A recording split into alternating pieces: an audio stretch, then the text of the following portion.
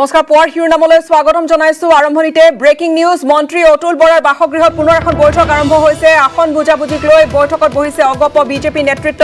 অতুল বৰাৰ বাসগৃহত মন্ত্ৰী হিমন্ত বিশ্ব শৰ্মাৰ বৈঠক বহিছে আৰু বৈঠকত অগপ নেতা অতুল বৰা উপস্থিত আছে কেশৱ মহন্ত উপস্থিত আছে ফণীভূষণ চৌধুৰী উপস্থিত আছে উৎপল দত্ত কমলা কলিতা সত্যব্ৰত কলিতায়ো অংশগ্ৰহণ কৰিছে এইখন বৈঠকত পুনৰ এবাৰ জনাম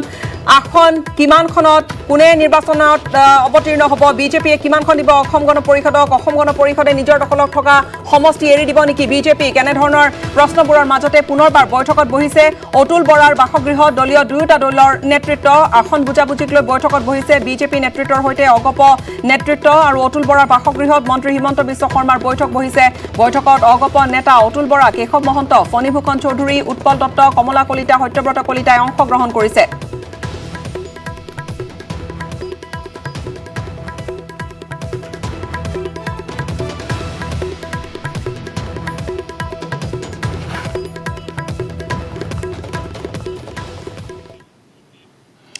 ব্ৰেকিং নিউজৰ পিছতে আজি আন প্ৰসংগলৈ আহিছো অগপৰ আসন সন্দৰ্ভত মন্ত্ৰী কেশৱ মহন্তই এটা প্ৰতিক্ৰিয়া ব্যক্ত কৰিছে তেওঁলোকে কিমান আসন লাভ কৰিব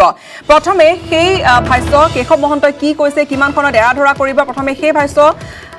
কি কলে তেওঁ সেয়া আপোনালোকক শুনাবলৈ লৈছো আৰু তাৰপিছত ষ্টুডিঅ'ত আলোচনা কৰিম কালি কংগ্ৰেছে গ্যাৰাণ্টি দি থৈ গৈছে প্ৰিয়ংকা গান্ধী আহি গ্যাৰাণ্টি দি থৈ গৈছে বিভিন্ন পাঁচটাকৈ গ্যাৰাণ্টি আৰু তাৰ লগতে ভাৰতীয় জনতা পাৰ্টিও সাজু হৈছে দুয়োটা দলৰ ৰাজনৈতিক তৎপৰতা যথেষ্ট তুংগত এইকেইটা দিনত দেখা গৈছে কিন্তু তাৰ মাজতে এই মুহূৰ্তৰ খবৰ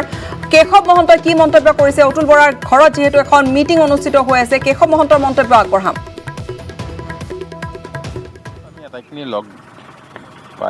আমি কথা বতৰা পাতি ল'ম কিছু কথা চূড়ান্ত হোৱা নাই অলপ পলম হোৱাটো ভাল হৈছে ভাল সিদ্ধান্ত হ'ব মই কোনো হেৰিৰ বিষয়ে নকওঁ আজি যাম ক'তো মতানৈক্য হোৱা নাই এতিয়ালৈকে কাৰণ কোনো খা খবৰে ওলোৱা নাই মোৰ বিধায়কে দল নিশ্চয় এৰিব নালাগিব ভাল সমাধান সূত্ৰ ওলাব আজি হ'ব আমাৰ ইয়াৰ পৰা আমাৰ দলৰ সভাপতি যাব তাৰপিছতে ফণীভূষণ চৌধুৰী ডাঙৰীয়া যাব আৰু বীৰেন বৈশ্য ডাঙৰীয়া শেষত সুধিছোঁ ধৰক কিমানখন আসন আপোনালোকে প্ৰতিদ্বন্দ্বিতা কৰিব পাৰে এইবাৰ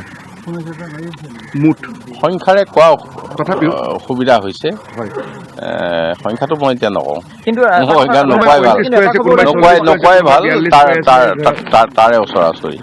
আৰু বৰ্তমানৰ 14খন থাকিবনে আপোনালোকৰ য'ত বিধায়ক আছে আমি ভাবিছোঁ থাকিব আটাইখন সেয়া শেহতীয়া ব্ৰেকিং নিউজ আৰু এই মুহূৰ্তত ষ্টুডিঅ'ত আলোচনাৰ মজিয়ালৈ আগবাঢ়িম অসমৰ ভোটাৰক কংগ্ৰেছে 5টা গ্যাৰাণ্টি দিছে প্ৰিয়ংকা গান্ধী অসমত আহি উপস্থিত হ'ল আৰু তেওঁ আগবঢ়ালে 5টাকৈ গ্যাৰাণ্টি চাহ বাগিচাত চমকো দিলে প্ৰিয়ংকা গান্ধীয়ে এতিয়া প্ৰিয়ংকা গান্ধীৰ ভ্ৰমণে কংগ্ৰেছত কি ধৰণৰ প্ৰভাৱ পেলাব বা কিমান উৎসাহিত কৰিছে আৰু এই আগন্তুক নিৰ্বাচনত কংগ্ৰেছৰ যিসকল সমৰ্থক আছে তেওঁলোকৰ মাজত কি ধৰণৰ প্ৰভাৱ পেলাব সেয়া এটা বিষয় আৰু ইফালে অগপ বিজেপিৰ আসন বুজাবুজি চূড়ান্ত পৰ্যায়ত উপনীত হৈছে সেয়া আন এটা বিষয় আজিৰ আলোচনাৰ কেইখনত কোনটো দলে প্ৰতিদ্বন্দ্বিতা আগবঢ়াব এই মুহূৰ্তত তেওঁলোকে খাটাং কৰা নাই আজি বিয়লিৰ ভাগলৈ তেওঁলোক সম্ভৱতঃ দিল্লীলৈ উৰা মাৰিব ইফালে এজেপিৰ প্ৰসংগলৈ যদি আহো এজেপি আৰু ৰাইজৰ দলৰ তেওঁলোকৰো শীৰ্ষ নেতৃত্ব আলোচনাত মিলিত হৈছে কিন্তু অখিল গগৈ ইয়াৰ মাজতে এটা লুৰিণজ্যোতি গগৈ বিপৰীত স্থিতিত যেন উপনীত হৈছে তেওঁ ইতিমধ্যে কংগ্ৰেছলৈ মিত্ৰতাৰ এক দুৱাৰ লৈ আগবাঢ়িছে বা এখোজ দিছে কিন্তু AIUDFক লগত ৰাখিবলৈ বিচৰা নাই AIUDFৰ পৰা যদি কংগ্ৰেছ আঁতৰি আহে তেনেহলে অখিল গগৈৰ কংগ্ৰেছৰ হৈতে বা বিৰোধীৰ এই মহাজোঁটত আহিবলৈ কোনো ধৰণৰ আপত্তি নাই এয়া কিন্তু সম্পূৰ্ণ এটা বিপৰীত স্থিতি লুৰিণজ্যোতি গগৈৰ আটাইকেইটা প্ৰসংগতে আলোচনা কৰিবলৈ বিচাৰিম স্বাগতম জনাইছো কংগ্ৰেছ নেত্ৰী মীৰা বৰঠাকুৰ আমাৰ হৈতে আছে স্বাগতম জনাইছো বিশ্লেষক হিচাপে কৈলাশ শৰ্মা ডাঙৰীয়া আছে আমাৰ হৈতে স্বাগতম জনাইছো বিজেপি নেতা জয়ন্ত গোস্বামী আছে আমাৰ হৈতে স্বাগতম জনাইছো আপোনাকো জয়ন্ত গোস্বামী আপোনাৰ পৰা আৰম্ভ কৰিম কালি প্ৰিয়ংকা গান্ধী আছিল দুদিনীয়া ভ্ৰমণসূচী লৈ আহিছিল কংগ্ৰেছৰ নেত্ৰীগৰাকী 5টাকৈ গ্যাৰাণ্টি দিছে চাহ শ্ৰমিকৰ মজুৰি বৃদ্ধি কৰা 365 টকালৈ 200 ইউনিটলৈ বিজুলীৰ গ্যাৰাণ্টি তাৰপিছতে কা বাতিল কৰাৰ গ্যাৰাণ্টি অসমত এনেকুৱা এখন আইন অনা হ'ব যিখনে কা নাল এণ্ড ভইড কৰিব CAA সেই ধৰণৰ এটা গ্যাৰাণ্টি দিছে এনেকৈ মুঠতে 5টা গ্যাৰাণ্টি দিছে কি কয় হয় আসলতে গ্যাৰাণ্টি নহয় সৎ ইচ্ছাৰ প্ৰয়োজন এতিয়া প্ৰিয়ংকা গান্ধী ডাঙৰীয়ানীয়ে অসম ভ্ৰমণৰ সময়ত যি 5টাকৈ গ্যাৰাণ্টি দিলে সেই প্ৰথম কথাটোৱে ক'ল যে কা বাতিল কৰিম কা বাতিল কৰিবলৈ হ'লে সংসদৰ দুয়োটা সদনতে লোকসভা আৰু ৰাজ্যসভাত আজি কংগ্ৰেছৰ স্থিতি কি সকলোৱে জানে গতিকে আজিৰ এই স্থিতিত কংগ্ৰেছে কেতিয়াও কা বাতিল কৰিব নোৱাৰে সেইটো এটা অভুৱা ৰাইজৰ ওচৰত দাঙি ধৰিছে অন্যহাতে আৰু এটা কথা হৈছে যে এইখন কা আইনখন হৈছে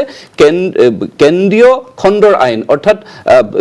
চেন্ট্ৰেল লিষ্টৰ আইন গতিকে এই চেন্ট্ৰেল লিষ্টৰ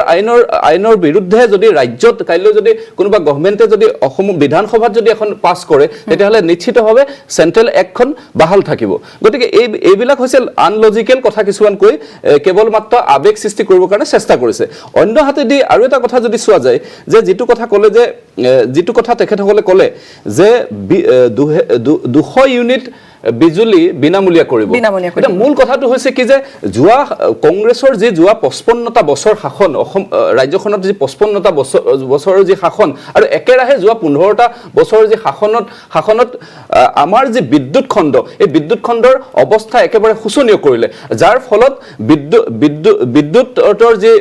উৎপাদন আৰু বিদ্যুতৰ যি বিতৰণ এই দুয়োটা কথাতে সাংঘাতিক ধৰণে আমি পিছ পৰি ৰলো যেটো কথা আজিৰ এই ভাৰতীয় জনতা পাৰ্টি সৰকাৰখনে মাননীয় সৰ্বানন্দ সোণোৱাল ডাঙৰীয়াৰ নেতৃত্বৰ সৰকাৰখনে এটা বিদ্যুৎ খণ্ডত এক সুচল ৰূপে আগবঢ়াবলৈ চেষ্টা কৰিছে যাৰ ফলত যোৱা সময়ছোৱাত 2019 চনত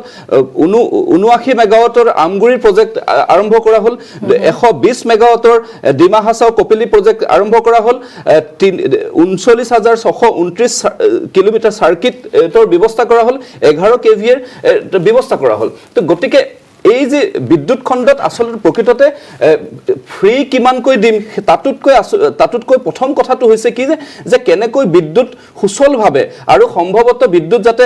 নিয়মীয়াকৈ যাতে যোগান ধৰিব লাগে সেই কথাটো প্ৰথম আমি চাব লাগিব গতিকে কংগ্ৰেছে যেহেতুকে চৰকাৰতে নাহে গতিকে এই ধৰণৰ এটা অদ্ভুত ঘোষণা তেওঁলোকে কৰাত কোনো আপত্তি নাথাকে একেটা সময়তে আমি শেষ কৰিলো 5টা গ্যাৰান্টি এটা একেটা কথাটো হৈছে কি যে যিটো চাহ বাগানৰ বনুৱা সকলৰ যেটো 365 টকাকৈ তেওঁলোকে যেটো শ্ৰমিকৰ মজুৰি বৃদ্ধি কৰিব কথাটো কৈছে কিন্তু দেখা যায় যোৱা 55টা বছৰত কংগ্ৰেছে যিমান মজুৰি বৃদ্ধি কৰিলে যোৱা 4.5 বছৰ প্ৰেক্টিক্যালি এবছৰ আমি নাপালো কাৰণ এই কাৰণে নাপালো যে কৰোনাৰ বিধ্বস্ত অৱস্থাত আমি চৰকাৰখনে যুঁজিবলগীয়া হ'ল তো এই সময়ছোৱাতে 217 টকালৈকে বৃদ্ধি কৰা হ'ল তো গতিকে চাহ বাগিচাৰ ক্ষেত্ৰত যেটো তেওঁলোকে প্ৰতিশ্ৰুতি দিছে সেইটো প্ৰতিশ্ৰুতি কিন্তু বাস্তৱসন্মত নহয় একেটা সময়তে যি দুটা কথা কৈছে যে 2000 টকা প্ৰতিগৰাকী গৃহিণী আৰু 5 লাখ টকা 5 লাখ চৰকাৰী কৰ্মসংস্থাপনৰ যেটো কথা কৈছে সেই দুয়োটা কথাতে মই এটা কথা কওঁ যে 2000 টকাকৈ প্ৰত্যেকগৰাকী গৃহিণীয়ে যদি দিব পৰা যায় এটা খুব ভাল কথা আমি দিলে সুখী হ'ম কিন্তু এটো এটা এই ধৰণৰ এটা তেওঁলোকে গ্যাৰান্টি দিছে যেটো গ্যাৰান্টি যেহেতুকে তেওঁলোকৰ চৰকাৰ নাহে গতিকে এই ধৰণৰ গ্যাৰান্টি দিলে কোনো ধৰণৰ তেওঁলোকৰ অসুবিধা নহয় গতিকে আপুনি কৈ থাকিলে প্ৰথম মই তেখেতক ক্লিয়াৰ কৰি দিছো কাটো বাতিল কেনেকে কৰিব পাৰি তেওঁ কৈছে it is a central subject আমি কি গোটেই কংগ্ৰেছৰ মানুহবিলাক মহামূৰ্খ নেকি আমিও জানো এইটো কথা আজিতো মিজোৰাম বা মেঘালয় বা বিটিএডি এৰিয়াটো কা বলবৎ নহয় 6 শিডিউল এৰিয়াত বলবৎ নহয় তেনেকে যদি গভৰ্ণমেণ্টখন আমাৰ আহে ডেফিনেটলি ষ্টেট গভৰ্ণমেণ্ট পাৰ্টি হৈ পেলে সেইখন ইমপ্লিমেণ্ট নহবৰ কাৰণে ষ্টেট গভৰ্ণমেণ্টে তাৰ এটা মানে ভাইটাল ৰোল প্লে কৰিব পাৰে কংগ্ৰেছৰ পৰিকল্পনা কি পৰিকল্পনা ডেফিনেটলি আজি আপুনি দেখিছে গোটেই অসমৰ সুকে কোনে বৰাক ব্ৰহ্মপুত্ৰ উত্তৰ মধ্যম নামনি গোটেই অসমতে আজি তাৰিখত আপোনালোকে মিটিং বিলাক দেখিছে আমি গোটেই অসমৰ ইমূৰৰ পৰা সিমূৰলৈ ঘূৰি আছো স্বতঃস্ফূৰ্তভাৱে কেৱল কংগ্ৰেছৰ নহয় ৰাইজৰ সহাৰি পৰিৱৰ্তনৰ নামত আপোনালোকে যেটো ৰামঠগন দিলে এই ৰামঠগনটোক আপোনালোকে অসম চুক্তি আখৰে আখৰে পালন কৰিম বুলি আপোনালোকে 6 নং দফা আকাৰ মানে বদলি নকৰাকৈ আপোনালোকে ইমপ্লিমেণ্ট কৰিম বুলি ক'লে 6 গোষ্ঠীৰ কথা ক'লে এইবিলাক সব ৰামঠগন দিয়াৰ পিছত আপোনালোকে অসম চুক্তি মানিম বুলি কৈ বিলে কা আনিলে এই কথাবিলাক ৰাইজে বুজিছে আপোনালোকে যেটো মংগেৰীলাল কি হসিন স্বপ্নৰ যেটো সপোন দেখুৱাইছিলে ৰাইজে এই কথাবিলাকৰ কাৰণে অকুণ্ঠভাৱে আপোনালোকক পৰিৱৰ্তনত আপোনালোকক তাত বহাইছিলে সবকা সাথ সবকা বিকাশত এতিয়া মই কথাটো হৈছে যে কা যদি আমাৰ চৰকাৰখন আহে ডেফিনেটলি কা অসমত বলবৎ নহবলৈ নিদিয়াকৈ অসম চৰকাৰৰ এটা ৰোল প্লে কৰিব পৰা তেওঁলোকৰ এক্টিয়াৰ থাকে যেটো আপোনাৰ মিজোৰাম মেঘালয় বিটিএডি 6 শিডিউল বিলাকত এইবিলাকত আপোনাৰ ইমপ্লিমেণ্ট নহয় তেখেতক মই সেইটো তেখেতৰ কাৰণে জনাই দিলোঁ দ্বিতীয় কথাটো তেওঁলোকে কৈছে যে আমি 5 লাখ চাকৰি দিয়াৰ কথা কৈছে ভাৰতবৰ্ষত স্বাধীনতাৰ পিছত যিমানবোৰ চৰকাৰী চাকৰি সুৰক্ষিত হৈছিলে কংগ্ৰেছৰ দিনতে হৈ আছিলে আপোনালোকে 2 কোটিকে চাকৰি দিম বুলি কোৱাৰ পাছত 40 লাখ মানুহৰ কৰোণা সময়ত চাকৰি গ'ল তাৰপিছত আপোনাৰ 12 লাখ মানুহ শ্ৰমিক আপোনাৰ অসমলৈ খোজকাঢ়ি গেৰুৱা ফাটি যেনেকৈ অৱস্থাত তেওঁলোক ঘূৰি আহিলে 12 লাখ শ্ৰমিকক আপোনালোকে যিটো ৰামঠগন দিলে শ্ৰমিকৰ কাৰণে 50,000 কোটি টকা আপোনালোকে উত্তৰ ভাৰতৰ সকলোকে কাৰণে দিলে অসম বাদ পৰিলে এই কথাবিলাক আপোনালোকে পাহৰি নাযাব দ্বিতীয়তে আপুনি বিজুলী বিধ্বস্তৰ কথা কৈছে যে 50 বছৰত বিজুলীত কোনো মানে ব্যৱস্থা হোৱা নাছিল আপোনালোকে যে নতুন যে প্ৰজেক্টবিলাক লৈছে তাৰ কানেকশ্যনৰ গোটেই ৰুটটো ক'ৰ পৰা ৰুটটো তাৰমানে কংগ্ৰেছৰ দিনত একো কৰা নাছিল বুলি ক'লে আপোনাক মানুহে হাঁহিব কংগ্ৰেছৰ দিনত ৰাজহুৱা যিবিলাক প্ৰতিষ্ঠান এষ্টাব্লিছ কৰা হৈছিলে এই গোটেই প্ৰতিষ্ঠানবিলাক আপোনালোকে খালি তেওঁ প্ৰধানমন্ত্ৰীজনে গলত গামোচাখন লৈ পেলাই দুটামান টেলিপ্ৰম্পটাৰত অসমীয়া কথা কৈ ভূপেন হাজৰিকাৰ কথা কৈ আৱেগ সৃষ্টি কৰি অষ্টলক্ষী আমাৰ যিমানবিলাক তেল গেছ কয়লা আপোনাৰ গোটেইবিলাক বস্তু তেওঁলোকে ইয়াৰ পৰা লুটিপুটি লৈ গৈ আপোনালোকে মই এটা কথা ক'ব বিচাৰিছোঁ মই এই সংক্ষেপে গোটেই কথাখিনি কৈ নিদিলে কিয় আমাৰ গভৰ্ণমেণ্ট আহিব ৰাইজ অতিষ্ঠ হৈছে আজি তাৰিখত আপোনালোকে কোনটো বস্তু অসমৰ ৰাইজৰ হাতত ৰাখিছে আপোনালোকে আদানীয়ে আহি পেলাই আম্বানীয়ে আহি পেলাই কামাখ্যা মন্দিৰত সোণৰ টুপটো লগাই দি পেলাই পুৰোহিতলোকে যে গোটেই বস্তুবিলাক উত্তৰ ভাৰতীয় হিন্দীত্বকৰণ কৰি পেলাইছে হিন্দুত্ব নহয় হিন্দীত্বকৰণ কৰি পেলাইছে এইবিলাকৰ পৰা পৰিত্ৰাণ পাব বিচাৰিছে আপোনালোকে চাহ জনগোষ্ঠীৰ কথা কৈছে কৰোণাৰ সময়তে কিমানখন ডাঙৰ ডাঙৰ চাহ গুজৰাটীক বিকিলে আপোনাৰ হিচাপ আছেনে কিমানখন চাহ বাগান অসমত সৰু ডাঙৰ লৈ পেলাই 1140খন বাগান আছে তাৰ ভিতৰত 60% বাগান যে আমাক ভিতৰত কৰোণা বুলি আবদ্ধ কৰি আপোনালোকে যে গুজৰাটীক বিকিলে তাৰ ব্যৱস্থাটো আছেনে আপোনালোকৰ আমি 365 টকা দিম বুলি কওঁতে আপুনি কৈছে যে চৰকাৰ নাহে আভুৱা পৰিছে আপোনালোকে যে সিদিনাখন 3000 টকাকৈ দিলে তাৰপিছত যে আপোনালোকে যে 200 কোটি টকা যে চাহৰ মালিকবিলাকক যে টেক্স ৰিবেট দি যে তেওঁলোকক যে দৰমহাটো মাত্ৰ 217 টকাহে কৰিলে এই কথাবিলাক ৰাইজে বুজি নাপায় নেকি আজি কিয় বাগানবিলাকত আপোনালোকক বাহ বান্ধি দিবলগীয়া অৱস্থা হৈছে বাগানে আজি বাগানৰ শ্ৰমিকসকলে সিদ্ধান্ত লৈছে যে বিজেপিক আমি সোমাবলৈ নিদিওঁ শুনক ৰামঠগন সদায় দিব নোৱাৰে আপোনালোকে প্ৰত্যেকটো ক্ষেত্ৰতে আপোনালোকে যদি কৈছে যে 200 ইউনিট বিজুলী কিয় 200 ইউনিট বিজুলী দিব নোৱাৰিব আজি আপোনালোকে শুনক মই এটা কথা আপোনালোকক আজি জনাব বিচাৰিছোঁ আপোনালোকে কোনটো ওপৰত ভিত্তি কৰি চৰকাৰ আহিব বুলি কৈছে হিতাধিকাৰীৰ ওপৰত নেপোলিয়নে কৈছিলে you give me good mothers I will give you great nation আপোনালোকে কি কৰিছে আমাৰ মাতৃসকলক 300 টকা মানে ডেইলি 10 টকা আৰু 860 টকা মানে ডেইলি 26 টকা দি মাতৃ সমাজক আপুনি সংস্কাৰ কৰিবৰ কাৰণে মানসিক হিতাধিকাৰী বনাই কৈছে মাতৃক সন্মান কৰিছে গুড মাদাৰ যদি সৃষ্টি নকৰে গুড নেশ্যন হিতাধিকাৰী কংগ্ৰেছে গ্যাৰান্টি দিছে যে 2000 টকাকৈ তেওঁলোকে দিব 830 টকাকৈ বিজেপি ইতিমধ্যে দিয়া আৰম্ভ কৰিছে এই দুটা বিষয় কি ধৰণে চাইছে না এই দুটা বিষয় ক'ব বিচাৰো যে পোনপ্ৰথমে মই আজি নিউজ 18ৰ তৰফৰ ইয়াৰ মঞ্চৰ পৰা সকলোকে শুভেচ্ছা জ্ঞাপন কৰিছোঁ নিৰ্বাচন আহি আছে ইতিমধ্যে দুই পক্ষই কংগ্ৰেছে হওক বা বিজেপিয়ে হওক বা অসমৰ বিভিন্ন ৰাজনৈতিক দলৰ মাজত নিৰ্বাচনত তেওঁলোকৰ কুচকাৱাজ আৰম্ভ হৈ গৈছে জোৰ পৰি হাত পালে কিন্তু আজি 270 বছৰ স্বাধীনতা হোৱাৰ আমি অতি প্ৰাচীন ব্যক্তি আমি এটা কথা ক'ব বিচাৰোঁ কিছুদিন মই ৰাজনীতিৰ লগত জড়িত আছিলোঁ মই এটা কথা কওঁ যে এখেতসকলে যিবিলাক কথা কৈ আছে এখেতসকলে নতুন দিল্লীত গৈ কোনেও তাত কথা ক'ব নোৱাৰে কাৰণ মই আজি প্ৰায় 40টা বছৰ স্পৰ্টছ বা অন্যান্য ক্ষেত্ৰত মই নতুন দিল্লীত গৈ আছোঁ অসমত নেতা আছে প্ৰতিটো দল কিন্তু নেতৃত্ব ল'ব পৰা এগৰাকী ব্যক্তি নাই ৰাজনৈতিক ব্যক্তি এনেকুৱা এগৰাকী ব্যক্তি যিগৰাকীয়ে দিল্লীত টেবুল ফুকীয়া কথা ক'ব পাৰে আজিলৈকে মই দেখা নাই হেমবৰুৱা আছিলে দীনেশ গোস্বামী ডাঙৰীয়া আছিলে তাৰ পৰৱৰ্তী কাৰ্যকালত মই এতিয়ালৈকে এগৰাকী ব্যক্তিৰ যিকোনো দলৰ বিজেপি হওক বা কংগ্ৰেছ হওক বা কোনোটো দলৰ পৰা মই দেখা নাই গতিকে মই বিচাৰোঁ এটা কথা যে আপোনালোকে প্ৰথমেই মই এগৰাকী বিশ্লেষক ক'ব বিচাৰোঁ যে অসমৰ ক্ষেত্ৰত আপোনালোকে অসমৰ ভিতৰত আবদ্ধ থাকি আজি ইয়াত টক শ্ব'বিলাকত বহি যিটো আপোনালোকে আস্ফালন কৰি কথাখিনি কয়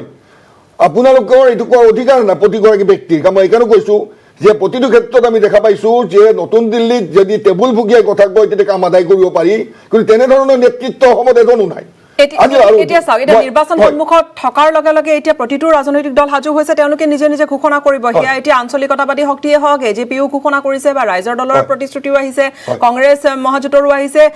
বিজেপি মিত্ৰজোঁটৰো আহিছে এতিয়া ইছ্যুবোৰ যিসমূহ ইছ্যু তেওঁলোকে ধৰিছে সেই ইছ্যু সম্পৰ্কে যদি আপুনি কয় খুব সুন্দৰ কথা যিবোৰ ইছ্যু তেওঁলোকে দেখুৱাইছে এইটোতো এটা গতানুগতিক ব্যৱস্থাৰ মাজত সোমাই পৰিছে মই এইকাৰণে ক'ব বিচাৰিছোঁ মই খন্তেকে উল্লেখ কৰিছোঁ মই 14 চনৰ পৰা সক্ৰিয় ৰাজনীতি মই নাই মই তাৰ সময়ত তৃণমূল কংগ্ৰেছৰ প্ৰধান সম্পাদক এডমিনিষ্ট্ৰেশ্যন আছিলোঁ আৰু মই তেতিয়া ৰেলৱে মেম্বাৰ আছিলোঁ সেই সময়ত ৰেলৱে মেম্বাৰ আছিলোঁ তেতিয়া আপোনালোকে এটা কথা মনত দেখিব দিল্লীত গৈ আজি মই ডকুমেণ্টছ লৈ আহিছোঁ এইখন বহুতে পাহৰি গৈছে 20টা প্ৰজেক্ট দিল্লীৰ পৰা টেবুল ফুকাই ৰেলৱে ভৱনত মই সোমাই গৈছিলোঁ যেতিয়া মই দিল্লীলৈ গৈছিলোঁ অসমৰ মুখ্যমন্ত্ৰী আছিল তেতিয়া তৰুণ গগৈ ডাঙৰীয়া আমাৰ কেপ্টেইন নবীন বৰদলৈ আছিলে ইয়াৰ এজন মন্ত্ৰী আছিলে ইষ্ট গুৱাহাটী সমষ্টিৰ MLA আছিলে পদ্মশ্ৰী অজয় দত্ত তেতিয়া ৰেলৱে মজদুৰ সংঘৰ সভাপতি আছিলে ৰেলৱে পেচেঞ্জাৰ্ছ এছ'চিয়েশ্যনৰ পৰা আনকি কৃষক মুক্তি সংগ্ৰাম ছাত্ৰ মুক্তি সংগ্ৰাম সৈতে মোক মেম'ৰেণ্ডাম দিছিলে মই নিজা খৰচত দিল্লীলৈ গৈ একদিনাখন আবেলি গৈ পাইছোঁ 9:30 বজাত ৰেল ভৱনত মই সোমাইছিলোঁ ৰেল ভৱনৰ যিটো ছিকিউৰিটি চেন্সৰ চিষ্টেম লগোৱা আছে মই সোমাই যোৱাৰ লগে লগে মোক কৈছে ছাৰ আপ কাহা সে আহে বোলে আমাৰ আসাম সে আহে এই কথা মই এতিয়াও উল্লেখ কৰিছোঁ যেতিয়া ভিতৰলৈ গ'লোঁ মোক বহুৱালে তেতিয়া মই ডিমাণ্ড দিছিলোঁ যে অসমৰ প্ৰজেক্ট লাগে আজি মই এইখিনি ক'ব বিচাৰোঁ যে আজি যিটো Vivekananda express longest train in Indian railway সেইখন মই ডিমাণ্ড কৰি অনা দেই সেই কোনো এজন মন্ত্ৰী বা মুখ্যমন্ত্ৰীয়ে ক'ব নোৱাৰিব আজি মই ইয়াত Rajyarani express Silghat Dhubri express train Guwahati Dimapur ঠিক তেনেকৈ আমাৰ যিটো আজি ৰাজধানী ছেকেণ্ড ৰাজধানী এক্সপ্ৰেছখন আপোনাৰ ডিব্ৰুগড়লৈ যিখন চলি আছে সেইখন আমাৰ দিনত এতিয়া 13টা প্ৰজেক্ট আনকি যিখন নাহৰলাগুনৰ ট্ৰেইন চলি আছে আজি ধনীপল এক্সপ্ৰেছ সেইখন আমি ডিমাণ্ড কৰি বস্তু আমি ৰেকৰ্ড আছে আমাৰ হাতত এতিয়া মই এই কপিটো আমি গীতাশ্ৰী হাতত মই দিব বিচাৰিছোঁ এইটো কপিটো দিব বিচাৰিছোঁ মই এইকাৰণে কৈছোঁ খন্তেক সময়ৰ মই এটা বিৰতি ল'ব লাগিব এটা বিৰতিৰ সময় হৈছে আলোচনা অব্যাহত ৰাখিম যিহেতু প্ৰসংগ উত্থাপন হৈছে যে নিৰ্বাচন সন্মুখত হোৱাৰ লগে লগে স্বাভাৱিকতে বিভিন্ন ধৰণৰ ইছ্যু উত্থাপন হ'ব এয়া শাসকীয় মিত্ৰজোঁটৰ হওক বিৰোধী মিত্ৰজোঁটৰ হওক বা আঞ্চলিকতাবাদী মিত্ৰজোঁটৰ হওক এই প্ৰসংগসমূহ এতিয়া যথেষ্ট প্ৰাসংগিক বা ভোটাৰে এতিয়া যথেষ্ট তীক্ষ্ণ দৃষ্টি ৰাখিছে প্ৰতিগৰাকী ৰাজনৈতিক ব্যক্তিৰ ওপৰত বা দলৰ ওপৰত এই গোটেইবোৰ বিষয়ে আলোচনা অব্যাহত ৰাখিম এটা বিৰতি লৈছে নিৰ্বাচনলৈ সাজু হৈছে অগপ বিজেপিৰ চিট শ্বেয়াৰিঙৰ প্ৰসংগলৈ যদি আহোঁ বাতৰি আৰম্ভণিতে আমি দেখুৱাইছোঁ যে তেওঁলোকৰ যি বৈঠক ৰুদ্ধতাৰ বৈঠক এখনৰ পিছত এখন বেক টু বেক বৈঠক চলি আছে বিজেপিৰ প্ৰতিনিধিগৰাকী আছে আৰু এই মুহূৰ্তত আমাৰ সৈতে আহি যোগ দিছেহি অনুষ্ঠানত AJP নেতা উপেন ৰাজনাথ স্বাগতম জনাইছোঁ আপোনালোক কেইটামান প্ৰশ্ন থাকিব প্ৰথমে বিজেপিৰ জয়ন্ত গোস্বামী সুধি ল'বলৈ বিচাৰিছোঁ চিট আপোনালোকে কি ধৰণে শ্বেয়াৰিং কৰিব চূড়ান্ত তালিকাখন কেতিয়াকৈ ওলাব নিশ্চিতভাৱে এটা সন্মান সহকাৰে আৰু খুব পজিটিভলি আমাৰ যে কেউটা মিত্ৰ দলৰ লগত আলোচনা ইতিমধ্যে কেইবালালিও আলোচনা হৈছে আজি দিল্লীলৈ যাব আৰু দিল্লীত আমাৰ ৰাষ্ট্ৰীয় অধ্যক্ষৰ লগত তথা দিল্লীৰ নেতৃত্বৰ লগত কথা বতৰা হোৱাৰ পিছত এই কথা চিট শ্বেয়াৰিঙৰ কথাবিলাক ফাইনেল হ'ব এটা কথা ঠিক যে চিট শ্বেয়াৰিঙৰ মূল কথাটোৱে হৈছে যে ব্যক্তিগতভাৱে কোনে কোনটো চিটত খেলিব সেইটো ডাঙৰ কথা নহয় আমাৰ মূল কথাটোৱে থাকিব যে যি সভ্যতাৰ যুঁজত বদৰুদ্দিন আজমলৰ যি আগ্ৰাসন এই আগ্ৰাসন ৰোধ কৰিবৰ কাৰণে কংগ্ৰেছ আৰু মহামিত্ৰজোঁটৰ নামত বদৰুদ্দিন আজমলক কংগ্ৰেছে যি ধৰণে অসমখন বিক্ৰী কৰিবলৈ চেষ্টা কৰিছে তাক প্ৰতিহত কৰিবৰ কাৰণে সকলো কেউটা মিত্ৰজোঁটে অসমীয়া খিলঞ্জীয়া হিন্দু মুছলমানক শক্তিশালী ৰূপত প্ৰতিষ্ঠা কৰিবৰ কাৰণে সকলো ধৰণৰ কথা বতৰাবিলাক আগত ৰাখি সমিল মিলেৰে নিৰ্বাচন খেলিব মই এটা কথা বিজেপিৰ সদস্যজনক ক'ব বিচাৰিছোঁ আপোনাৰ উদীয়মান যুৱক আপোনাৰ ৰাজনৈতিক ভৱিষ্যত মই কামনা কৰিছোঁ কি বদৰ কৈ থাকে প্ৰত্যেকটো কথাতে অসমৰ উন্নয়ন স্থবিৰ নিবনুৱা সমস্যা আপোনালোকে সমাধান কৰিব নোৱাৰিলে মহিলাসকলক 300 টকা দি পেলাই আপোনালোকে ডেইলি 10 টকাকে দি মহিলাক যিটো আত্মসন্মানত আঘাত দিছে কি বদৰ কৈ থাকে বদৰটো অসমৰ একমাত্ৰ প্ৰব্লেম নহয় আজি তাৰিখত আপোনালোকে মোক কৈ ল'ব দিয়ক বদৰুদ্দিন আজমলক শুনক বদৰুদ্দিন আজমল কথাটো কৈ পেলাই উন্নয়নৰ কথাটোৱে হ'ল মহামিত্ৰজোঁটৰ বদৰুদ্দিন আজমলৰ লগত মিত্ৰতা যেতিয়া বদৰুদ্দিন আজমলৰ লগত যেতিয়াই আপোনালোকৰ মিত্ৰতা যেতিয়াই ফাইনেল হ'ল তাৰ পিছৰ পৰাই আপোনালোকে নিৰ্বাচনী মুডত আহিলে তাৰ আগলৈকে আপোনালোকে নিৰ্বাচনী মুডত আহিব পৰা নাছিলে কি যে কংগ্ৰেছে বদৰুদ্দিন আজমলৰ নেতৃত্বত নিৰ্বাচন উজনি অসমত আজি উজনি অসমত বাইদেউ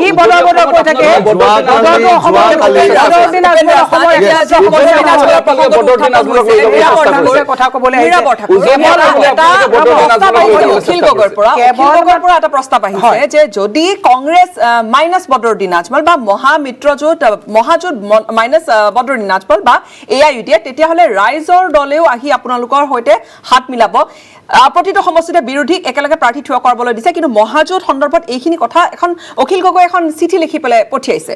তাত মোৰ সন্দেহ আছে অখিল গগৈ ডাঙৰীয়াই ভালকে জানে পলিটিক্সৰ যিটো মেথমেটিক্স ইলেকশ্যনৰ নিৰ্বাচনৰ যিটো মেথমেটিক্স সেই মেথমেটিক্সত বদৰুদ্দিন আজমল আজি তাৰিখত কেৱল মাত্ৰ বদৰুদ্দিন আজমল অসমৰ আজি তাৰিখত সমস্যা সমস্যা নহয় অসমৰ সমস্যাবিলাক কি নিবনুৱা সমস্যা সংস্থাপনৰ সমস্যা মহিলাৰ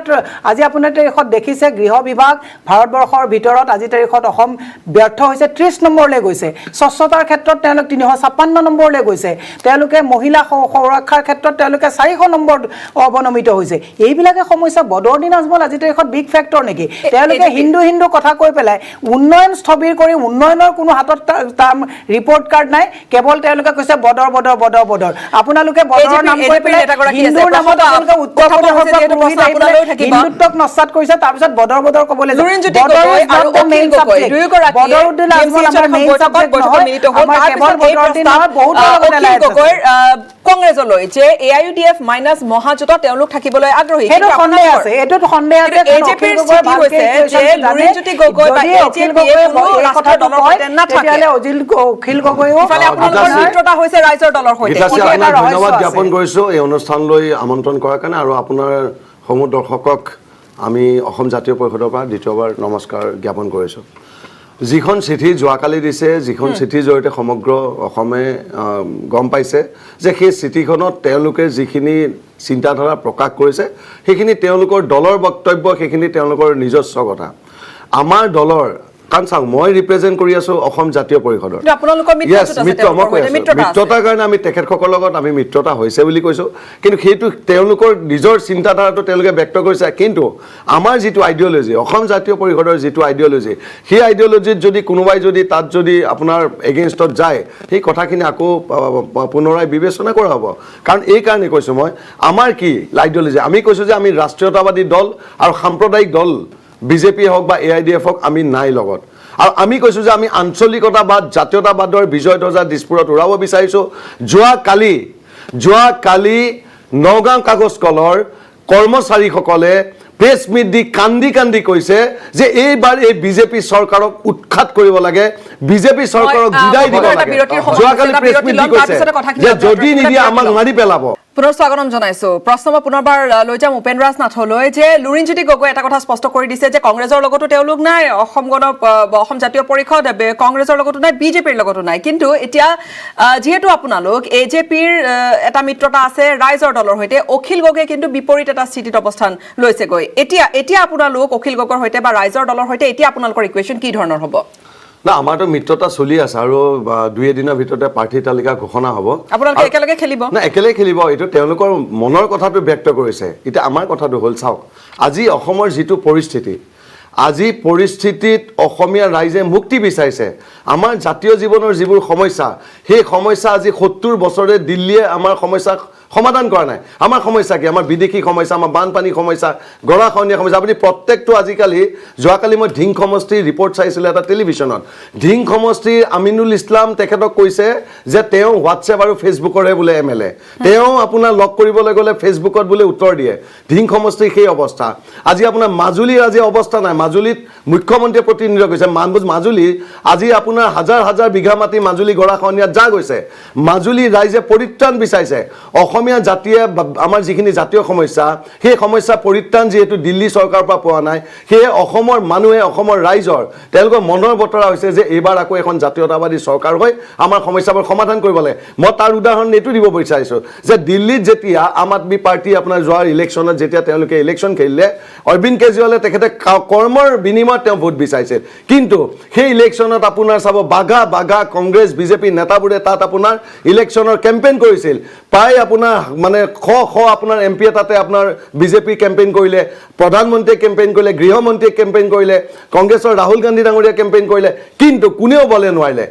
অৰবিন্দ কেজৰিৱাল এজন ব্যক্তি মাথো তেওঁ চৰকাৰ গঠন কৰি দেখাই দিলে এইবাৰ অসমৰ ৰাইজে এই যি ৰাষ্ট্ৰীয়তাবাদী যি শক্তিয়ে অসমীয়া জাতিক ধ্বংস কৰিবলৈ ওলাইছে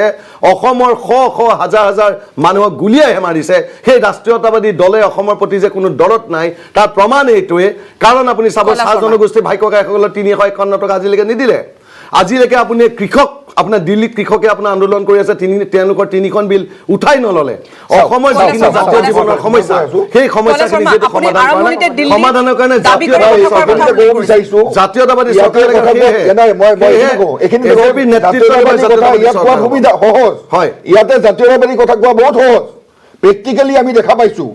যে অসমত প্ৰতিটো দলৰ মই প্ৰথম আৰম্ভণি কৰিছোঁ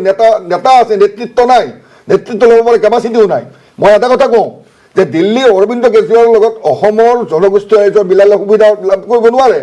অৰবিন্দ কেজৰিৱাল আন্তঃৰাষ্ট্ৰীয় নাই আৰু technical person one of the leading তেখেতৰ যিটো ষ্ট্ৰেটেজি সেইটো দিল্লীৰ কাৰণে যিটো কৰিছে আজি 98.2% গভৰ্ণমেণ্ট স্কুলে পাছ কৰি উলিয়াই লৈ গুচি গ'ল ৰেকৰ্ড কৰি প্ৰাইভেট স্কুল নোৱাৰিলে তেওঁ প্লেনিঙত কাম কৰিছে অসমত প্লেনিং নাই কিন্তু বিজেপি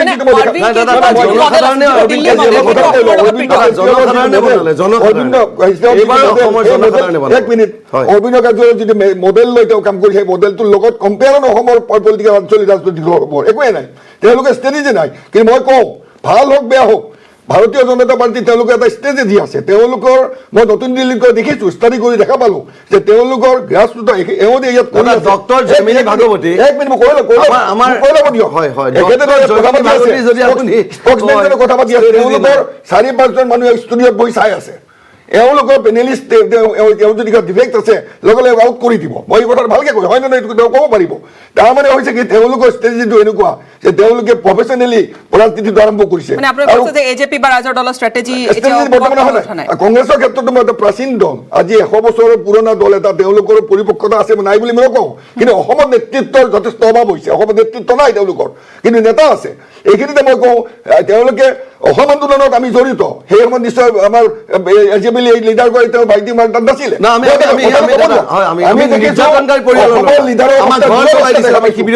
ৰাজনৈতিক বিশ্লেষণ অসমৰ বৰ্তমান আঞ্চলিক ৰাজনৈতিক দলৰ এজন নেতৃত্বও নাই তেওঁলোকে যিখিনি কথা ফুলজাৰি মাৰি আছে দিল্লীত কথা ক'ব নোৱাৰে ইয়াতে তেওঁলোকৰ তথ্য অৱস্থা প্ৰথমতে আপোনালোক ইউনিটি আনিব পৰা নাই আপোনালোকৰ মাজত ইজনে এটা কথা ক'ব সিজনে সিটা কথা তেওঁলোক আপোনালোক বহি কোনো ধৰণৰ ষ্ট্ৰেটেজি কৰিব লগা সৰু ৰাজনৈতিক দলৰ মাজত অকণমান আপোনাৰ কথাখিনিৰ পৰা ফালৰি কাটি বেলেগ প্ৰসংগ এটাত আহিছোঁ মন্ত্ৰী পীযুষ হাজৰিকাই এটা মন্তব্য কৰিছিল যে আত্মসহায়ক গোট আখ্যা দিছে নতুন দলসমূহক আত্মসহায়ক গোট আখ্যা দিছে লগতে আৰু এটা তাৎপৰ্যপূৰ্ণ মন্তব্য কৰিছিল যে দাড়ি থকা আৰু টুপি থকা মানুহ আহে বাংলাদেশীয় মূলৰ মানুহ আহিছে কংগ্ৰেছৰ মিটিঙত সেই ভাষ্য পীযুষ হাজৰিকা মন্ত্ৰী পীযুষ হাজৰিকা ভাষ্য প্ৰথমে প্লে কৰিবলৈ বিচাৰিছোঁ তাৰপিছত প্ৰতিক্ৰিয়া ল'ম মই ষ্টুডিঅ'ত আছে পেনেলিষ্ট পীযুষ হাজৰিকাৰ ভাষ্য আমি কথা বতৰা পাতি ল'ম যোৱাৰ আগত আমি এটাখিনি লগ পাই আমি কথা বতৰা পাতি ল'ম তেতিয়া কিছু কথা চূড়ান্ত হোৱা নাই অলপ পলম হোৱাটো ভাল হৈছে ভাল সিদ্ধান্ত হ'ব পশ্চিম গুৱাহাটীক লৈ পেলাই কিবা তেনেকুৱা সমাধান ওলাইছে নেকি আপোনালোকৰ মই কোনো হেৰিৰ বিষয়ে নকওঁ সমষ্টি দিল্লী কেতিয়া যাব দিল্লী কেতিয়া যাব আজি যাম ক'তো মতানৈক্য হোৱা নাই এতিয়ালৈকে কাৰণ কোনো খা খবৰে ওলোৱা নাই কোনো বিধায়কে দল নিশ্চয় এৰিব নালাগিব এতিয়া ভাল সমাধান সূত্ৰ ওলাব কংগ্ৰেছৰ নেতাসকল য'ত মিটিং কৰিব গৈছে অসমীয়া মানুহৰ যোগদান একেবাৰেই কম গতিকে অসমীয়াই যদি ভোট নিদিয়ে অসমত কোনোৱে চৰকাৰ বনাব নোৱাৰে সেই কথা দিনৰ পোহৰৰে সত্য মই মোৰ সমষ্টিৰ এখন যোৱা পৰহি মিটিং দেখিছোঁ তাত 1200 মানুহৰ 800 মানুহ বা 900 মানুহ তেওঁলোক কোন দাড়ি থকা আৰু টুপি পিন্ধা সকলোখিনিয়ে বাংলাদেশীয় মূলৰ মুছলমান মানুহ ইউডিএফ আৰু কংগ্ৰেছ দল একে হৈ গ'ল আৰু বিজেপি দল এজিপি দলে কাক প্ৰতিনিধিত্ব কৰিছে অসমীয়া মানুহক অসমীয়া মানুহৰ ভোট নোপোৱাকৈ অসমত কোনোবা জিকিব পাৰিব বুলি মই নাভাবোঁ কেজৰিৱালৰতো ক'ৰবাত কিবা আছে বুলি মই নাভাবোঁ বসন্তৰ কুলিটো বহাগ মাহত আহে নিৰ্বাচনৰ সময়ত এনেকৈ পৰিভ্ৰমী চৰাই আহিব কিন্তু এনেকৈ আহিব এনেকৈ গুচি যাব বহুত দিনৰ আগৰ পৰা কৈছোঁ নতুন যিবিলাক দল হৈছে এইবিলাক হৈছে মই প্ৰথমতে এটা কথা কৈ ল'ব লাগিব তেওঁলোকেতো বহুত ক'ব এতিয়া বিজেপিয়ে বহুত ক'ব কিন্তু মই এটাই কথা ক'ব বিচাৰিছোঁ পীযুষ হাজৰিকা মাননীয় মন্ত্ৰী তেওঁ মানে সংবিধানৰ শপত লয় যে সৰ্বধৰ্ম মানে সমান বুলি তেওঁলোকে যিটো সমতা সকলৰ মাজত ৰাখিব বুলি লয় এওঁলোকে সংবিধান নমনা এজন মানুহ আৰু তেওঁলোকৰ যিটো অহংকাৰ মানুহৰ মাজত যিটো ঘৃণা সৃষ্টি কৰাৰ যিটো নেৰেটিভ এটা আনিছে তেওঁলোকে হিন্দু মুছলমানৰ সময়ে কয় দাড়ি টুপি সময়ে কয় মুছলমানৰ ভোট লাগে সভাপতিজনে এওঁলোকৰ যিটো মানুহক হীনমন্যতা তুচ্ছ তাচ্ছিল্য কৰাৰ যিটো তেওঁলোকৰ ক্ষমতাই মূৰত ধৰা যিটো কথা কোৱাৰ যিটো প্ৰৱণতা এই অহংকাৰ তেওঁলোকৰ দৰ্পচূৰ্ণ হ'ব তেওঁ যিখন মিটিঙৰ কথা কৈছে সেই মিটিংখনত 1200 মানুহ নহয় প্ৰায় 10,000ৰ ওপৰৰ মানুহ তাত জমা হৈছিলে আৰু সেই মিটিংখনত অধিকাংশই আপোনাৰ খিলঞ্জীয়া মানুহ উপস্থিত আছিলে গতিকে এওঁলোকে একচুৱেলি হাৱাত তেওঁলোকে শূন্যত গদা ঘৰ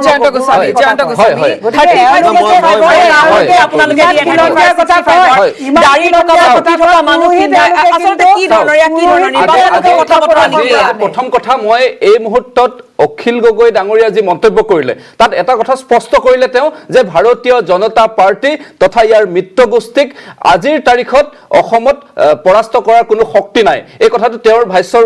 প্ৰমাণ হ'ল একেটা সময়তে যেটো পীযুষ হাজৰিকা মাননীয় মন্ত্ৰী পীযুষ হাজৰিকা ডাঙৰীয়াই কৈছে যে এই কথাটোৰ লগত মই এটা কথা সাঙুৰিব বিচাৰিছো যে তেওঁ যেটো কথা কৈছে অত্যন্ত সত্য কথা কৈছে যে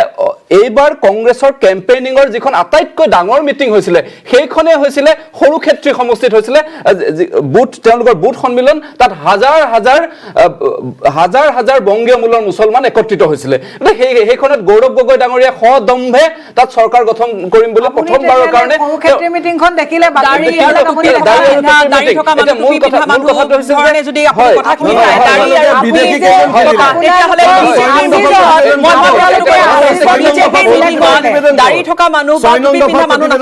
নিশ্চিতভাৱে চাওক কথাটো হৈছে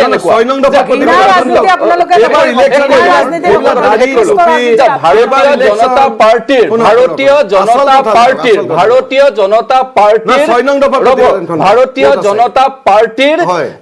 মূল লক্ষ্যটো হৈছে অসমৰ সভ্যতা ৰক্ষা কৰা আৰু মূল ৰব ডাঙৰীয়া ৰব অলপ ভদ্ৰতাৰ কথা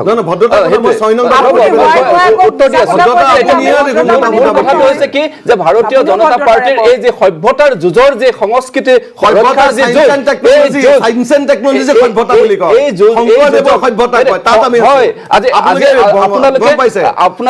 টেকনলজি আৰু গুৰুজনাৰ যি সভ্যতা সেয়া আমি পৃথিৱীত জিলিকাব লাগিব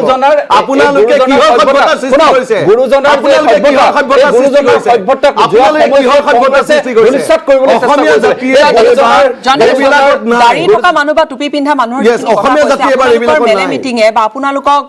যেতিয়া আপোনালোকৰ সমৰ্থকসকল যায় অৰ্থাৎ আপোনালোকে দাড়ি থকা মানুহ বা টুপি পিন্ধা মানুহ এই ধৰণে ভাগ ভাগ কৰে নেকি মূল কথাটো হৈছে এইটো যে দাড়ি টুপি এটা সিম্বল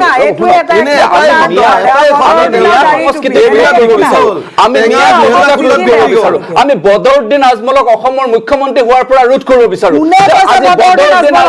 আজি উজনি অসমলৈ কংগ্ৰেছে নিব বিচাৰিছে আজি উজনি অসমৰ খিলঞ্জীয়া হিন্দু মুছলমানৰ ওচৰত বদৰুদ্দিন আজমলক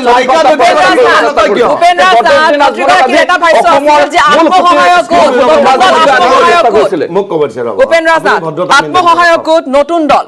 মন্ত্ৰীগৰাকীৰ সেই এটা ভাষ্য আছিলে আত্মসহায়ক গোট বিজেপি হবলৈ গৈ আছে এই হত্যাকাৰী দল 5জন ল'ৰাক যোনে হত্যা কৰিলে চেম ষ্টেফৰ্ড দীপাঞ্জল দাস আব্দুল আলিম দ্বিজেন্দ্ৰ পাংগিং আৰু ঈশ্বৰ নায়ক এই 5জন অসমীয়া ল'ৰাক হত্যা কৰা বিজেপি দলক অসমৰ ৰাইজে এবাৰ উৎখাত দিব জনগোষ্ঠীয় ভাইককাইসকলে আন্দোলন কৰি আছে ৰাজনীতি কৰি 351 টকা ভোট 351 টকা ভোট 6 নং দফাৰ বেংকত 6 নং দফাৰ বেংকত আপোনালোকে মুখ্যমন্ত্ৰী দেখিছে আন্দোলনৰ আবেগক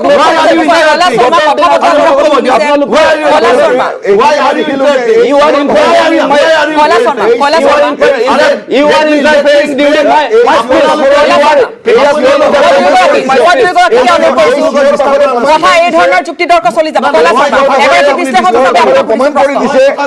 যিটো সমগ্ৰ অসমখনে বিভিন্ন জাতি জনগোষ্ঠী এটা বিৰতি ল'ব লাগিব বিৰতিৰ সময় হৈছে বিৰতিৰ পিছতে পুনৰ বাৰু উভতিম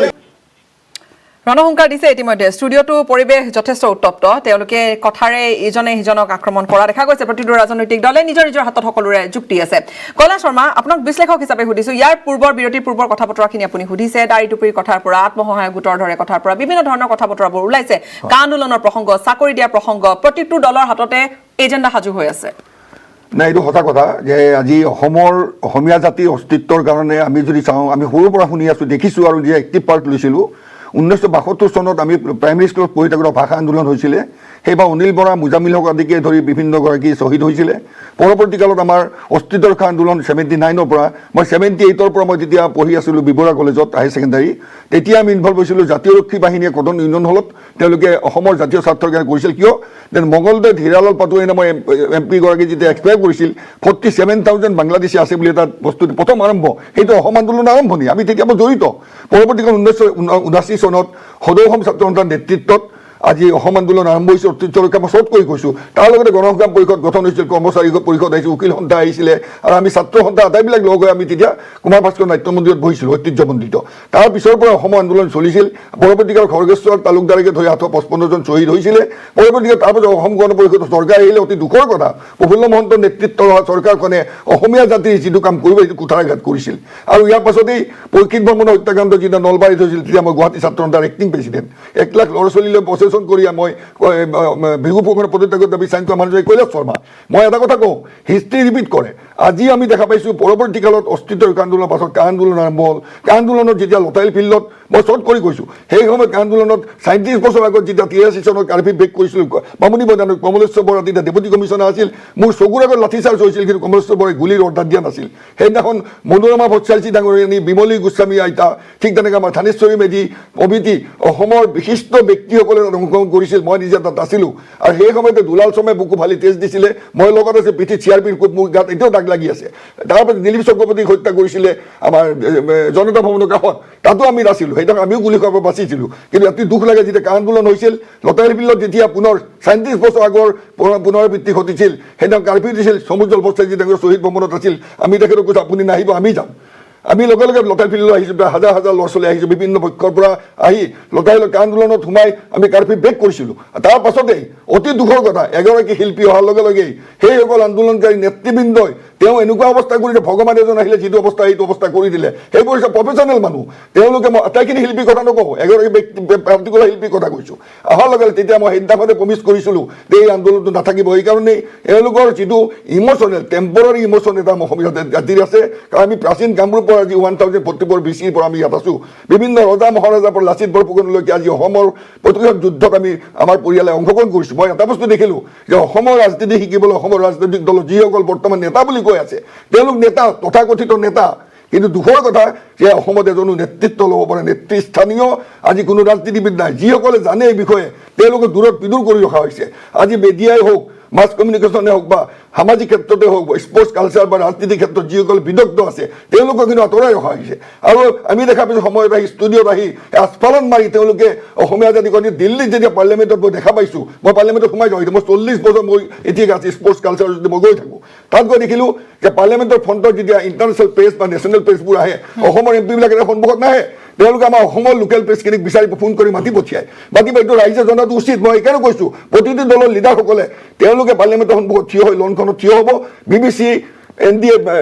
NDTV বা ৰিপাব্লিক টিভি বা টাইমছ নাও এইবিলাক ফটোত নাযায় তেওঁলোকে কৰিব আমাৰ লোকেল টিভিৰ ওচৰত গৈ মোৰ তাৰ লোকেলবোৰো বহুতে মই এই কথাটো কৈ দুখ কৰে যে অসমৰ এমপিৰ দুৰৱস্থা আৰু এইখিনিতে মই ক'ব বিচাৰোঁ ইয়াত মই আপুনি কথাখিনি যিটো উল্লেখ কৰিছে মই চমু কৰিব লাগিব জয়ন্ত গোস্বামী তেওঁ এটা যিখিনি কথা কৈছে যথেষ্ট গুৰুতৰ অভিযোগ উত্থাপন কৰিছে দাদাই কৈছে আনিব লাগে কিন্তু আমাৰ দলত ডক্টৰ জয়মিনী ভাগৱতী ছাৰৰ নেতৃত্বত পৰিকল্পনা বৰ্ড আমাৰ গঠন হৈছে ডক্টৰ জয়মিনী ইণ্টাৰনেশ্যনেল আজি এজেপিৰ প্ৰতিনিধিগৰাকীয়ে যিটো কথা ক'লে এজেপিৰ মোক ক'ব দিছে মই কৈ লওঁ মোৰ সময়টো নাখাব আচ্ছা এজেপিৰ প্ৰতিনিধিগৰাকীয়ে কৈছিলে যে মাজুলীৰ উন্নয়ন হোৱা নাই আজি মাজুলীক বিশ্বৰ ভিতৰতে এটা পীৰ স্থান হিচাপে এটা প্ৰাণ প্ৰতিষ্ঠা কৰি মাজুলীৰ যি সত্ৰসমূহৰ যি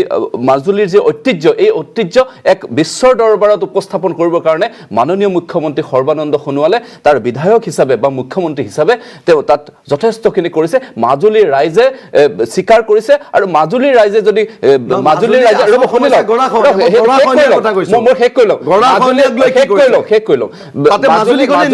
মাজুলীৰ ৰাইজে আপোনালোকে আন্দোলনৰ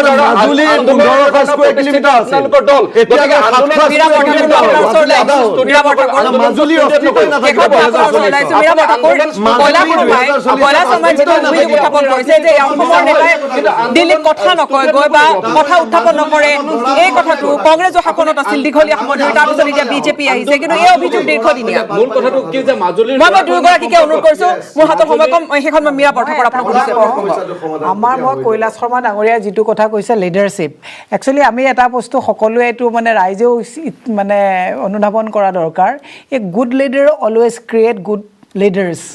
আৰু আমাৰ বাকী এতিয়া লিডাৰে ফলোৱাৰ্ছ ক্ৰিয়েট কৰে ফলোৱাৰ ক্ৰিয়েট কৰিব নালাগে নেতৃত্ব দিব পৰা মানুহক তেওঁলোকে প্ৰাধান্য দিয়াটো উচিত নেতৃত্ব দিব লাগে মই বহু সময়ত দেখিছোঁ আমাৰ বহু নেতাই দিল্লীত গৈ যেতিয়া বহে দিল্লীৰ নেতৃত্বৰ ওচৰত দিল্লীৰ নেতাই হাত ভৰি জোকাৰি বহি থাকে আমাৰ কিজন একদম বাধ্য ছাত্ৰৰ নিচিনাকৈ বহি থাকে দিল্লীক আপুনি আজি দেখিছে আজি বেংগলতে চাওক মমতা বেনাৰ্জীক চাওক জয়াললিতা আছিলে আপুনি চাওক বাকী এনেকুৱা বিভিন্ন যিবিলাক ৰিজনেল পাৰ্টিত আছিলে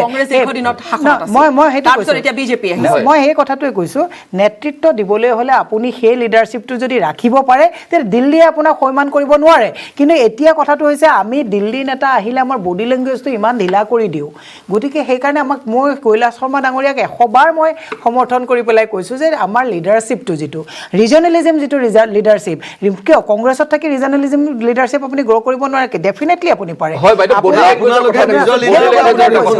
মানে তৰুণ গগৈ ছাৰৰ কিবা ভুল আছিল নে আপুনি ক'লে যে তৰুণ গগৈ ছাৰে লিডাৰ ক্ৰিয়েট কৰিব নোৱাৰে তৰুণ গগৈ ছাৰে লিডাৰ ক্ৰিয়েট কৰিব নোৱাৰে মই কিয় ক'লো অসমৰ জাতীয় জীৱনৰ সমস্যা বিজেপি কংগ্ৰেছে সমাধানে কৰিব নোৱাৰে এয়াই লিডাৰশ্বিপ এয়াই লিডাৰশ্বিপ এইবাৰ লুৰিণজ্যোতি গগৈ ডাঙৰীয়া অখিল গগৈ ডাঙৰীয়া ওলাই আহিছে তাতে আপোনালোকে কৈ আছে লিডাৰশ্বিপ কোৱালিটি নাই তেওঁলোকৰ ভিজন আছে বাইদেউ তেওঁলোকৰ ভিজন আছে লুৰিণজ্যোতি গগৈ ডাঙৰীয়াৰ যিটো ভিজন আছে সেইটোতো আমি বেলেগত দেখা পোৱা নাই আমি আমি এইটো সৰ্বাদাতাত আজি দেখা নাপাওঁ হিমন্ত বিশ্ব শৰ্মা তাত দেখা নাপাওঁ প্ৰদ্যুৎ বৰদলৈয়ে এইটো লিডাৰশ্বিপ দেখা নাপাওঁ যিটো লুৰিণজ্যোতি গগৈ তাত আছে লুৰিণজ্যোতি গগৈ ডাঙৰীয়া কি কৈছে মই গাদ্দাৰ নহয় লুৰিণজ্যোতি গগৈ ডাঙৰীয়া কৈছে মই গাদ্দাৰ নহয় লুৰিণজ্যোতি গগৈ ডাঙৰীয়া কৈছে মই গাদ্দাৰ নহয় তেওঁ আছুত 5 বছৰ থাকিব 5 বছৰ আছে তেওঁ নিজৰ ধন্যবাদ জ্ঞাপন কৰিছো অনুষ্ঠানত এইখিনি সময় দিয়াৰ বাবে কিন্তু মূল বিষয়টো হৈছে কৈলাশ শৰ্মা ডাঙৰীয়াই যিখিনি কথা উত্থাপন কৰিছে যে দিল্লীত গৈ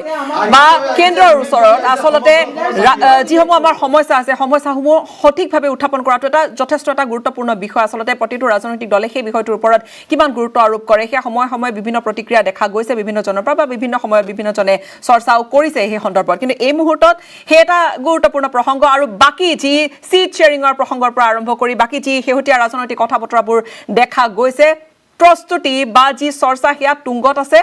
আৰু হয়তো আৰু কিছু 2-এদিনৰ ভিতৰতে আমি গোটেই যি কোনে কিমানখন নিৰ্বাচন খেলিব কোনে কিমানখন চিট এৰি দিব কোনটো মিত্ৰজোঁটৰ দলক সেই গোটেইখন ছবি হয়তো আমি 2-এদিনৰ ভিতৰতে আমি স্পষ্টকৈ দেখিবলৈ পাম অতিথিকেইগৰাকীক পুনৰবাৰ ধন্যবাদ জ্ঞাপন কৰিছোঁ আমাক সময় দিয়াৰ বাবে ইয়াৰ সৈতে অনুষ্ঠানৰ পৰা বিদায় ল'ম নমস্কাৰ